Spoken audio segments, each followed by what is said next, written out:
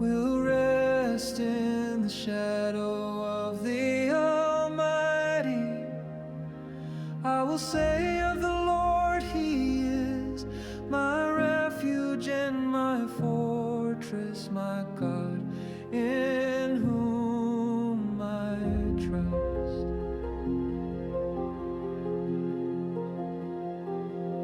You will not fear the terror of night, nor the arrow that flies by day, nor the pestilence that stalks in the darkness, nor the plague that destroys at midday.